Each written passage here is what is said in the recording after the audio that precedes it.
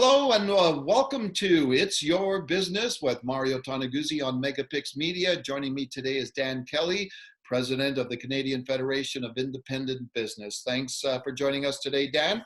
Anytime, Mario. All right, well, you folks put out another survey today regarding small business and accessing government support programs. Understand that many businesses in Canada are having some issues there. How big of a problem is it, Dan, and why is it a problem? Well, look, over the course of the last number of months, government has put in place a variety of government supports at the federal level. There's the wage subsidy, the rent subsidy, the CFIB loan program, new programs like HASCAP.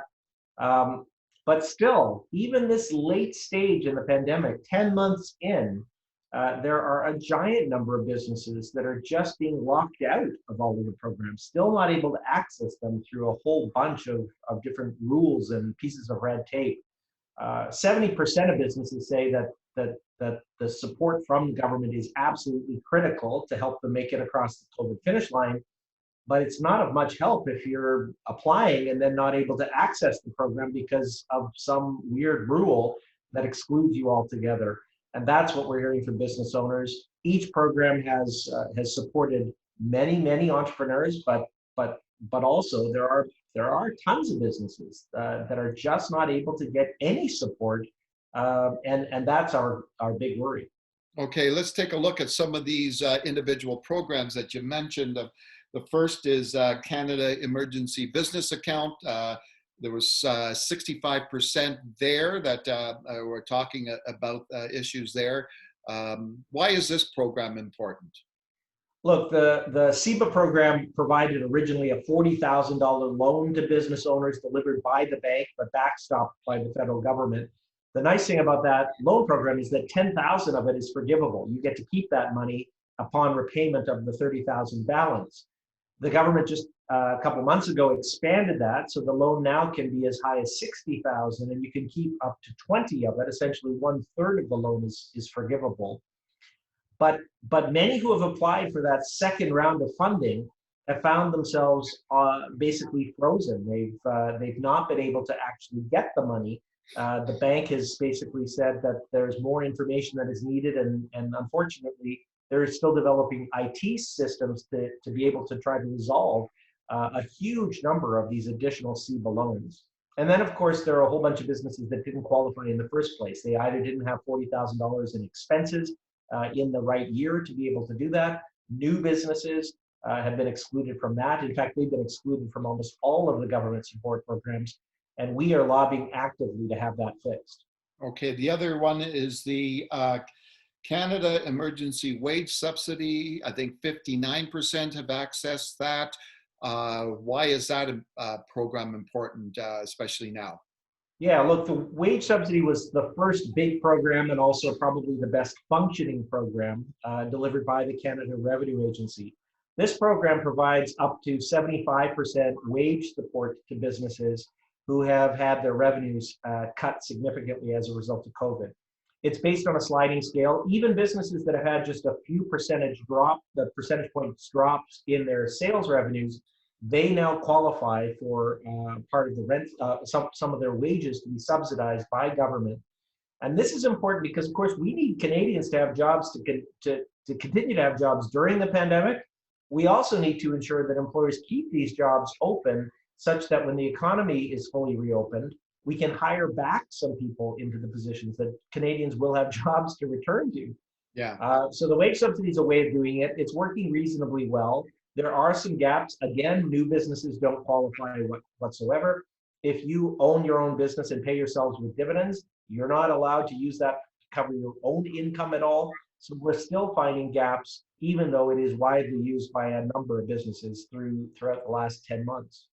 Now, correct me if I'm wrong, but am I reading this right that 25%, only 25% are accessing the Canada Emergency Rent Subsidy? Yeah, and that's a big worry. In fact, it even surprised us at CFIB as to how few businesses were really using that program. But it's struggling for a bunch of reasons. One, The government had a disastrous earlier approach to support rent, the CECRA program, which you and I spoke about. That program required the landlords to apply for a loan to provide a subsidy to the tenant. It never worked. And so a lot of businesses that checked the programs out in the beginning of the pandemic have basically just taken a pass and said, well, I guess there's nothing there, and ignored it altogether. Yeah. But the program does provide significant rent support. In fact, it's up to 90% of your rent can be subsidized if your business is subject to a lockdown order, which of course many are still affected by across the country. It's also delivered by the CRA, but we found some big gaps. One of the problems is that if your business is owned by your operating company, but you have a holding company that owns the building, you're not able to use the program because you're supposed to be at arm's length from your landlord. Secondly, one of the other big problems we're experiencing is that the program requires you to pay your full rent in order to use the subsidy. And look, we don't take issue with the fact that the subsidy for rent should be used just to pay rent, not for inventory or other purposes. That's fine. But many, many tenants don't have, if they let's say they get $2,000 of their $5,000 rent bill subsidized by government, they're happy to remit that $2,000 they've received to their landlords, but they may not have the other $3,000 to pay the balance of the rent. And as a result, they're not allowed to use the program. That's one of the big gaps. And we're asking the federal government to fix that, to allow business owners to pay what they can from the rent subsidy itself, and then negotiate arrangements with their landlord beyond that. Okay, the final area of support is more of on a provincial level. Every provincial government has its own little programs in place, etc. But I found it intriguing that only 8% of access provincial support programs. Why would that be the case? There's a big communications challenge there too. Most provinces tell us that their support programs, their provincial support programs, are vastly undersubscribed. They're not close to anywhere close to using up all the money in these programs. Part of it is visibility. Business owners don't know the programs exist. In some cases, they've been super narrow in scope, so they're only hitting certain businesses, and a lot of others remain excluded. But we really need to bust open those programs and make them more broadly accessible to small and medium-sized firms. Look, our end goal should be to try to keep businesses alive until the pandemic is over, at least until the end of the requirement for physical distancing. As soon as governments can stop saying to the public, stay home, that's when I think we can start to ease off of these subsidies. But until that point, I think governments have a real obligation to ensure that businesses that are having the wind knocked out of them by COVID and the COVID restrictions are supported, so that we all as Canadians have businesses to rely upon, and workers have jobs to go back to. Okay. And Dan, can you just remind me again some of the numbers that you guys have thrown out in the past of how many businesses have in the past 9-10 months have closed already, and what you're forecasting for into the future? It is absolutely deeply troubling. We put out data just in the last week or two at CFIB to share how many businesses are not going to make it, not expected to make it across the COVID finish line. 60,000 businesses have already closed their doors forever. That happened over the course of 2020. And we're predicting there could be another 180,000 additional businesses gone for good by the end of the pandemic. And that's just our midpoint estimate, not even the high estimate of the number of business fatalities. We could see, we're estimating 20% of Canada's business community to be permanently closed by the end of the pandemic. 20%. That's nearly 2.5 million private sector jobs gone, and gone forever. Sorry, how many jobs? 2.5 million Canadian private sector jobs. And where are they ever going to be? Where are they ever going to be picked up? I know, it's deeply worrisome. So the best thing we can do is to make sure that as many of these businesses that are thinking about closing their doors resist that temptation. But it's an uphill battle. These businesses, look, it's great news that many provinces, other than Ontario, most provinces are now announcing staged reopenings of their business community, including Alberta. Yeah. That is good news. That businesses are desperate to replace subsidies with sales.